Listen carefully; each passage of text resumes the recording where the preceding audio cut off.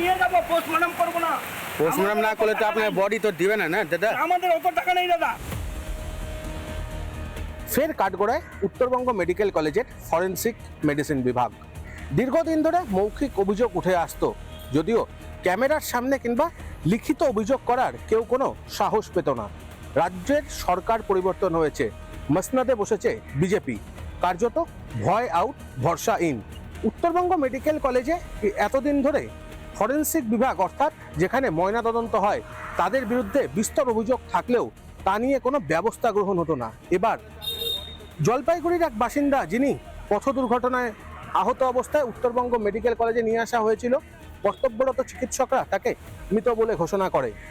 নিয়ম অনুযায়ী তার ময়নাতদন্ত হওয়ার কথা, যদিও বেলা 4টার পর রাজ্যের কোথাও ময়নাতদন্ত হওয়ার নিয়ম নেই। সেই দিন সেই দেহ সংরক্ষণ করা থাকে বিভিন্ন মেডিকেল কলেজ কিংবা হাসপাতালের মর্গে, কিন্তু উত্তরবঙ্গ মেডিকেল কলেজের মর্গে সেই দেহ সংরক্ষণের জন্য টাকা চাওয়ার অভিযোগ উঠল। পরবর্তীতে যারা সেই পরিবারের সদস্য ছিলেন, তাদের বক্তব্য তারা টাকা দিতে অপারগ, প্রয়োজনে ময়নাতদন্ত না করিয়ে মৃতদেহ কার্যত নিয়ে যেতে চাইছিলেন। জানি না সুপার অফিস কোথায় আছে, আমাদের কাছেও তো টাকা নাই। আমার কাকু হয়, তো ও রাত 1টার দিকে না 2টার দিকে অ্যাক্সিডেন্ট হয়েছিল একাই, তখন তখন মারা গেছে।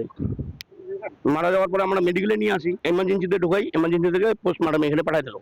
তখন যখন পোস্টমর্টমের ঘরে রাখবো রাতটা, তখন ওখানে চাই যে 2000-1500 টাকার নিচে কোনো এলাও নাই। না, আমরা কেন টাকা দেবো, এটা তো সরকারি জিনিস। তখন আমরা বাড়ি নিয়ে যাচ্ছিলাম যে পোস্টমর্টমই করবো না। কিছুক্ষণ পরে যে লোকটা রাখতে গেল, ও পরে হট করে স্কুটি নিয়ে আসে, ও টাইনে ঢুকে রাখলো। হাসপাতালের নতুন দায়িত্বপ্রাপ্ত সুপার তিনি বলছেন, কোনো ধরনের কোনো আর্থিক লেনদেনের অভিযোগ যদি সামনে আসে, তাহলে উপযুক্ত তদন্তের পর ব্যবস্থা নেওয়া হবে। আমাদের এই গভর্নমেন্ট সেটআপে এটা একদমই অ্যাকসেপ্টেড নয়। এখানে আগেও এই জিনিসগুলো আমাদেরও কানে আমাদের কিন্তু নতুন সরকার এই জিনিসগুলো খুব স্ট্রিক্টলি দেখবে। এখানে কোনো রকম দালাল চক্র, কোনো রকম এই জিনিসগুলো ভেতরে টেবিলের নিচে টাকা এইসবগুলো নেওয়া যাবে না। হ্যাঁ, অবশ্যই অ্যাকশন হবে। শিলিগুড়ি থেকে রণজিৎ বোস, রিপাবলিক বাংলা। নানা ধরনের কন্টেন্ট দেখার জন্য লাইক করুন, শেয়ার করুন আমাদের ফেসবুক পেজ, সাবস্ক্রাইব করুন আমাদের ইউটিউব চ্যানেল। পাশাপাশি অন্যান্য ব্রেকিং নিউজের জন্য অবশ্যই চোখ রাখুন রিপাবলিক বাংলায়।